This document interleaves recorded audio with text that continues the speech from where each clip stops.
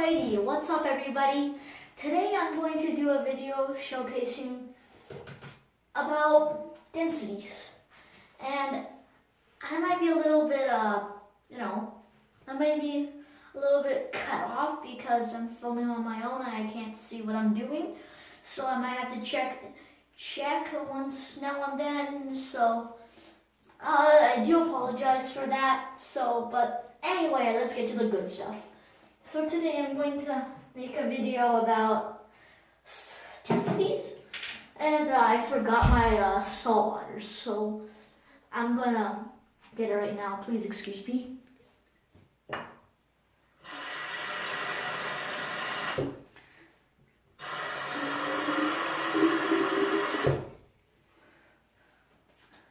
So now I got a flask of water, and I'm gonna get my cloth here. So as you can see, I got a bowl full of materials I'm gonna work with today. So this is going to be salt water, and now I can't see the salt water because they're both clear and you can barely see a difference. So I'm just going to add them in, and as you can see, instead of a beaker, I also got one of these taller ones. So I'm just going to add. If you're doing this at home, if you don't want to do this at home, you can please remember to pour in the salt water first because it's denser than the fresh water. So I'm just going to pour. I got 200 milliliters of fresh water, and then I added a 1/4 teaspoon of salt. So this is how I got my salt water. You stir until it's saturated or everything dissolves until the water cannot hold more salt. So I'm just going to add about 100 milliliters in. And I can add a little bit more.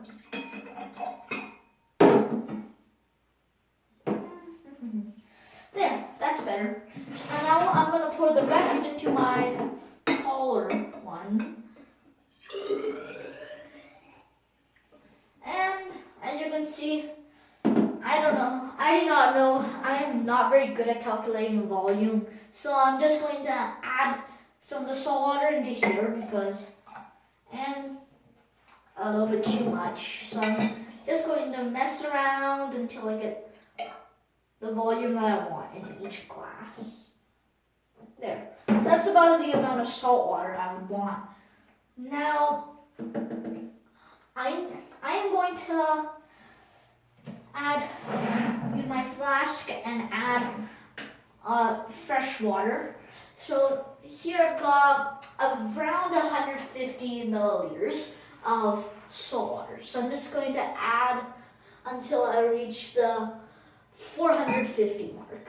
So I'm just going to add, and then add. There we go. So now I'm just going to pour the rest into this one. And you can see it just barely fits. Now I'm going to set aside my flask and my other beaker.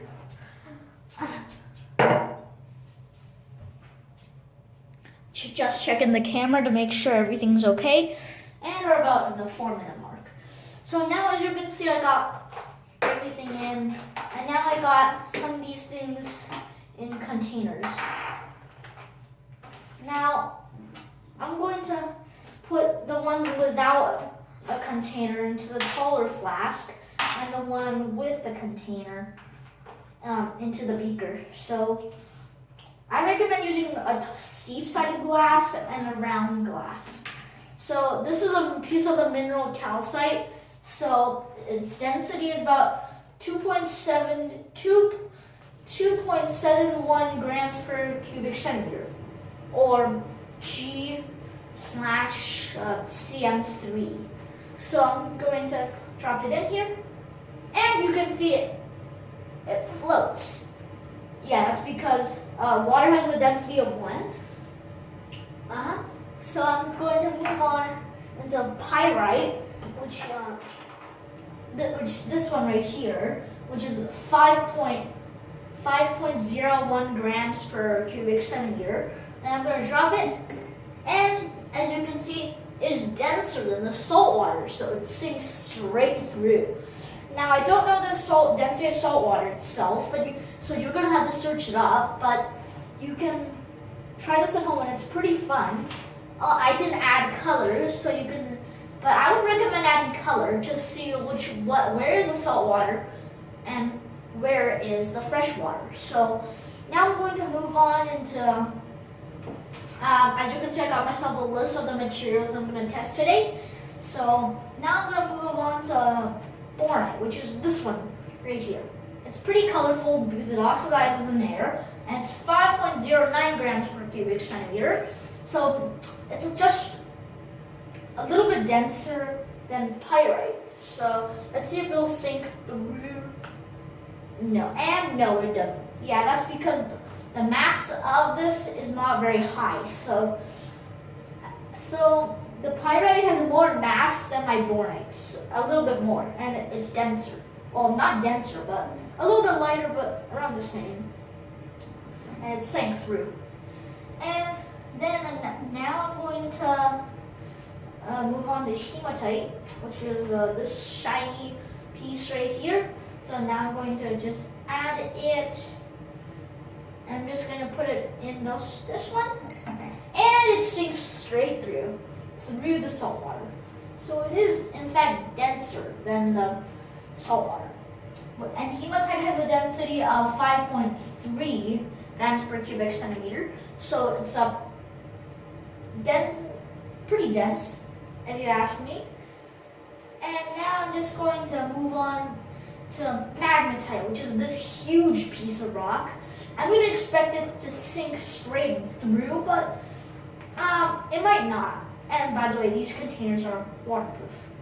So now I'm just going to drop it, and it sinks right to the bottom, just as I guessed. So now,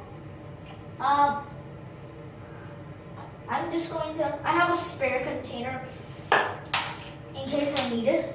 So just, magnetite has a density of 5.15 grams per cubic centimeter, and my piece has quite a bit of mass, so it makes sense for it to sink straight through.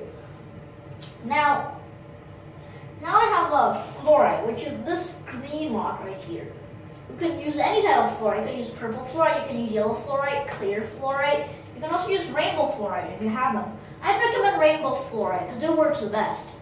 So I'm just going to drop it in, and it floats. Because fluorite has a density of 3.13 grams per cubic centimeter, and we're probably going to pass the 6-minute mark. And if you're wondering why I do only around 5 minutes, that's because I don't want you losing interest in my videos, so you can watch longer. And if you haven't checked out my latest video, it's a pretty funny video. I did something super funny, but I'm not going to tell you what, because I want you to watch the video.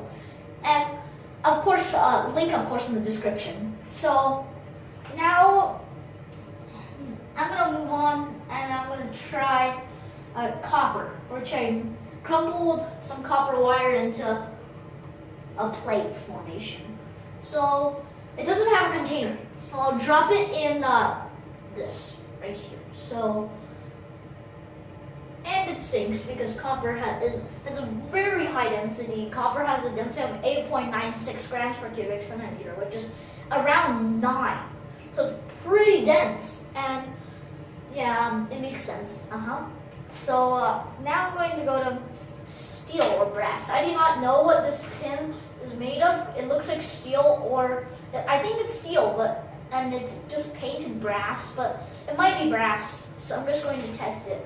Now I don't know it, so I might fail a couple of times with this. So brass is denser than steel, so I should expect, if it's brass, I should expect it to sink faster than the steel. So I'm just going to count 3, 2, 1, 1. Okay, it's about a second. Now I'm just going to pick it back up, and I'm going to throw it back in again. 1. Yeah, it's about 1 second. So as you can see, I'm spilling lots of water here. So you shouldn't add that much water, honestly. But I'd say this is steel, painted brass. So yeah, 3 seconds on the taller one. So now I'm just going to move on to aluminium or aluminum, if you call it like that. So this is a piece of crumpled up foil. So I'm going to, I think there's 2 pieces of foil in this one. So I'm just going to unravel it and get out one of the pieces. So yeah, just please excuse me. There. I couldn't find the piece, and I'm pretty impatient, so I'm just ripped off a piece. So I'm just going to test the boulder first. Aluminum has a density of 2.70 grams per cubic centimeter. So I'm just going to drop it in and see what happens. And as you can see, it floats right above my liquid. So it's definitely less dense than the fresh water. But it should float right up to where I put the salt water, which is right here. But the fresh water has impurities in it, like chlorine and lots of other stuff, so that makes it denser than the foil. So I recommend using pure water, and I just use tap water, so I'm just going to put in the foil into here, and it just floats and just won't sink. Oh, there it goes. It sank. How? I don't know why it sank, honestly. It's weird. It's weird that it sank, because I didn't expect it to sink. I'm expecting it to just float like a boat. Yeah, because it has less surface area than the ball. Yeah, it's sinking. How come? Well, how come it's sinking? It makes no sense. Oh well, I'm just going to ignore it for now. Now I'm just going to move on to pencil graphite, this is basically pure carbon, and it has a density of 2.266 grams per cubic centimeter. So I'm just going to drop it in here, and it sank like a rock. So I got a pile of stuff at the bottom. So now I'm going to move on to, I'm going to wipe my hands first. This is the grand finale. Hopefully you've all been waiting down for this. If you watched from the beginning, you would notice I had this vial here. And if you watched all my videos, you'll recognize this is a vial for my elemental iridium. So I'm going to test it right here. I have 2 pieces in here. So I'm going to put 1 piece in the container and 1 piece outside of the container. So, there we go. So now I got 1 in the container and 1 not in the container. So I'm just going to drop it in. And this one should float and this one should sink because, actually I'm not going to put it in the container because then it would be like, the container is full of air. So it's not going to do what it should do because it should sink. And it will not sink. And I'm 100% sure it will not sink. So I'm just going to close up the container. So, sorry about the loud noise. So, you can, I'm just going to stick them in here because I don't want them mixed up with the ones in there. So now, I am going to drop it in. So this is what I should expect. It sank. Yep, and it sank again. Yeah, that is what I'm expecting right there, ladies and gentlemen. So iridium, it sinks pretty fast. That's because iridium has a density of 22.65 grams per cubic centimeter, which is a lot. And it's the 2nd densest metal on Earth, which many of you, if you watched my earlier videos, osmium would be the densest. And they're just fighting to be the densest. So remember, if you know why it's floating, please send me a comment, and I would gladly accept more comments for video ideas because I am running low on video ideas. So I hope you're having a great day because I am. And So, and please I will gladly accept your comments. So, hope you're having a great day. I'll see you next time. See you then.